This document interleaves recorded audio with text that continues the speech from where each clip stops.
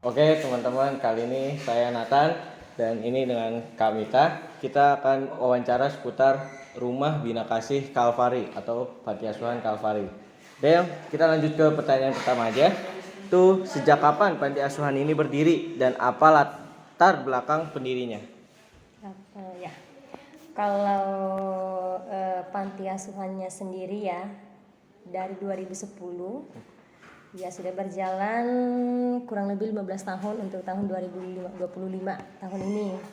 Kalau yayasannya itu dari 2000 udah jalan dari 2000 Sekitar 25 tahun ya? yayasannya.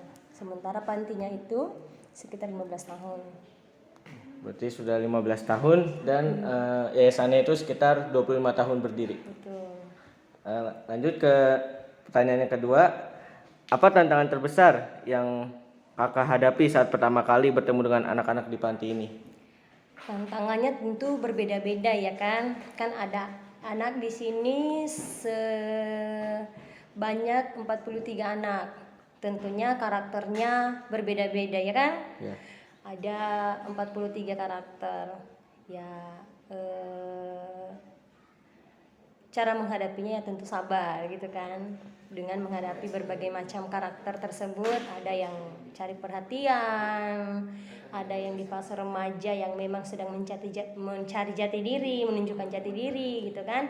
Ya, untuk menghadapi tersebut tentunya tidak lepas dari doa ya kan. Doa dan sabar. Dan berusaha mendekatkan diri kepada mereka, apa sih yang menjadi kebutuhan mereka saat ini yang harus bisa kita bantu gitu. Kita lanjut ke pertanyaan ketiga, Kak. Itu apa saja kegiatan sehari-hari yang dilakukan oleh anak-anak di sini? Wah, 24 jam ada kegiatannya pastinya ya kan. Tidur pun itu kegiatan bukan sih? Iya, dari bangun pagi ya. Dari bangun pagi itu kita ada kebiasaan atau melatih diri. Itu dari jam 4:30 kita bangun pagi ibadah. 4:30 ibadah, setelah itu siap-siap kerja praktis. Anak-anak kerja praktis ya seperti nyapu, bersihkan kamar, nyapu halaman, siram tanaman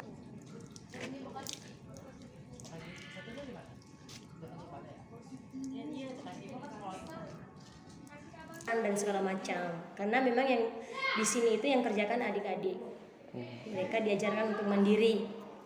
Itu dari jam kalau dari pagi berdoa, kerja praktis, siap-siap untuk sekolah. Setelah mereka udah siap, pakai baju seragam, makan bersama. Setelah makan bersama berangkat sekolah. Sama tadi aku ada dengar dari anak-anak itu mereka ada saat teduh ya, sebelum tidur sama setelah bangun. Tadi kan saya bilang saat teduh itu di pagi hari yang jam 4:30 itu ibadah saat teduh, ibadah bersama tapi kan. Terus setelah tadi mereka berangkat sekolah, pulang sekolah sekitar jam 1, pulang ganti baju, makan bersama lagi, istirahat. Terus setelah istirahat kerja praktis, setelah kerja praktis mandi, habis mandi siap-siap untuk makan bersama lagi. Terus ibadah bersama malam sekitar jam 7 mereka ibadah. Terus mereka setelah ibadah belajar bersama dan setelah itu tidur. Kita lanjut ke bagaimana cara panti ini mencukupi kebutuhan sehari-hari anak-anak baik dari segi pendidikan maupun keseharian. Ya, kalau mengenai kebutuhan anak-anak ya, di yayasan ini tidak ada yang namanya donatur tetap. Tidak ada yang namanya ada yang menjamin 1 bulan ke depan saya akan bantu sedemikian, 1 bulan atau 2 bulan ke depan saya akan bantu demikian segini besarnya, nggak ada sama sekali. Jadi yang kita lakukan adalah berdoa. Tapi puji Tuhan sampai saat ini Tuhan Yesus pelihara karena terbukti anak-anak bisa makan dengan makanan yang layak, bisa sekolah dengan mendapatkan pelajaran atau pendidikan yang layak. Itu semua karena Tuhan. Jadi kita belajar untuk kan tadi ada doa pagi, ada doa malam supaya kita terus mendekatkan diri kepada Tuhan yang memberi berkat. Bagaimana masyarakat luar atau para relawan bisa membantu atau berkontribusi ke panti ini? Banyak yang mau membantu atau yang menjadi relawan, mereka kenal dari sosial media gitu, sosial media, dan ada juga orang-orang yang kita kan punya sosial media, baik itu lewat Facebook, Instagram, terus ada sekarang lagi jalannya yang namanya YouTube juga. Jadi untuk memperkenalkan panti ini kita gunakan media-media sekarang ya kan. Terus orang-orang datang, ya kadang kita tanya dari mana tahu ini panti kita, kok bisa tergerak hatinya. Kita lihat dari ini Facebook misalnya kan, kita lihat dari Instagram, ya kita tergerak hatinya untuk membantu gitu. Terus brosur juga, kita buat brosur misalnya ada tamu kan datang, kayak kakak-kakak datang, kita titip brosur ya, kasih ke orang yang mungkin nanya mau ke panti gitu. Nanti kalau mau brosur ada ya. Oke.